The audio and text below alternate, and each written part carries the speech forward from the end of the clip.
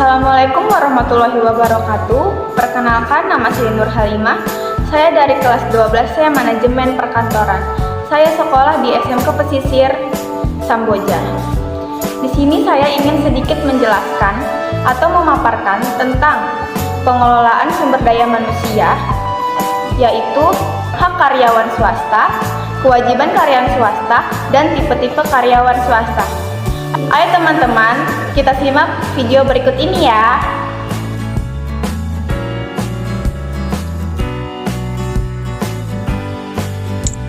Kewajiban karyawan swasta. Karyawan swasta memiliki beberapa hak penting antara lain: 1. Cuti dan istirahat. Berhak atas cuti dan istirahat tanpa pemotongan gaji sesuai Undang-Undang Ketenagakerjaan. 2. Gaji dan pesangon. Berhak menerima gaji dan pesangon saat berhenti bekerja, termasuk tunjangan hari raya atau THR. 3. Ibadah. Berhak mendapatkan waktu untuk beribadah sesuai keyakinan.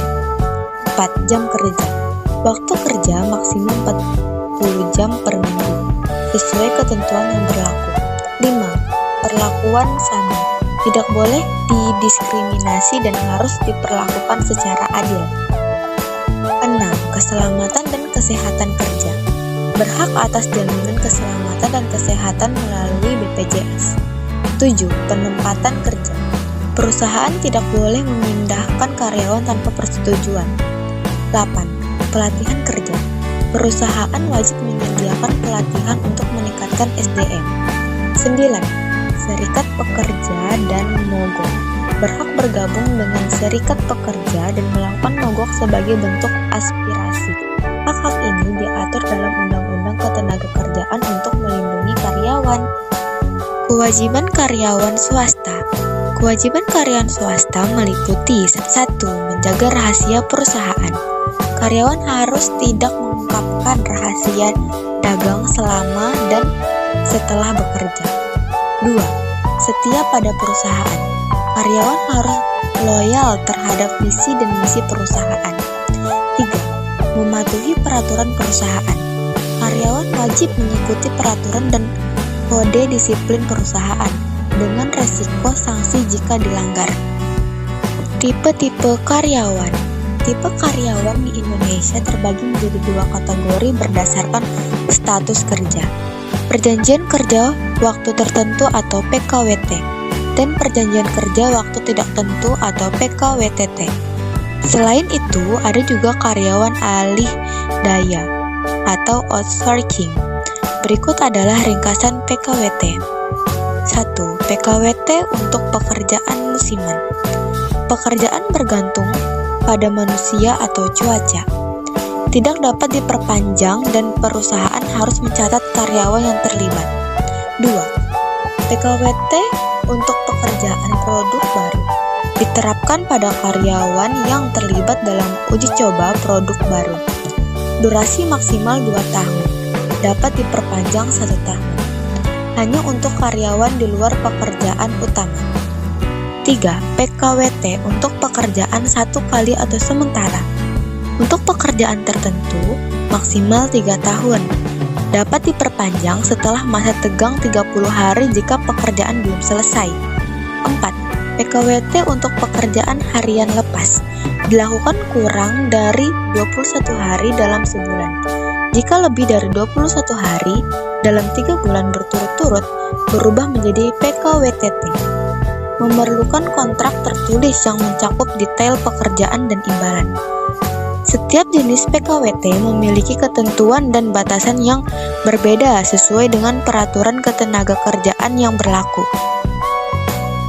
Secara umum, perusahaan swasta di Indonesia biasanya memberikan masa percobaan selama 3 bulan kepada karyawan baru, menggunakan kontrak perjanjian kerja waktu tertentu atau PKWT.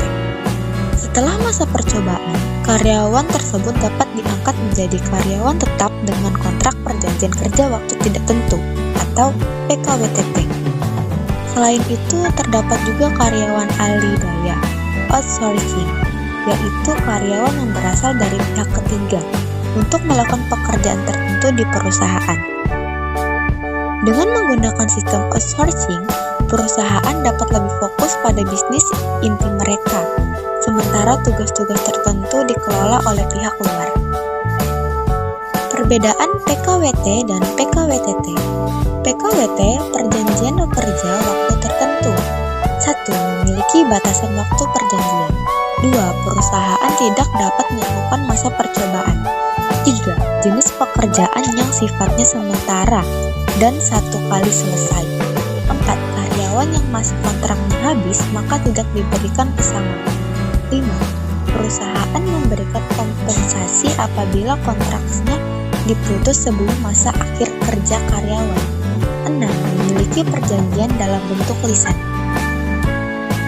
Sedangkan PKWTT atau perjanjian kerja waktu tidak tentu. 1. Tidak memiliki batas waktu perjanjian. 2. Perusahaan dapat melakukan masa percobaan. 3. Tidak terdapat batas waktu dalam kontrak kerja. 4. Apabila karyawan diberhentikan atau terkena PKH, perusahaan membayar uang pesangon kepada karyawan tersebut. 5. Perjanjian dapat dibuat secara lisan maupun tertulis. Sekian materi dari saya, semoga materi yang saya sampaikan tadi bermanfaat untuk kita semua. Jika ada salah mohon dimaafkan. Wassalamualaikum warahmatullahi wabarakatuh.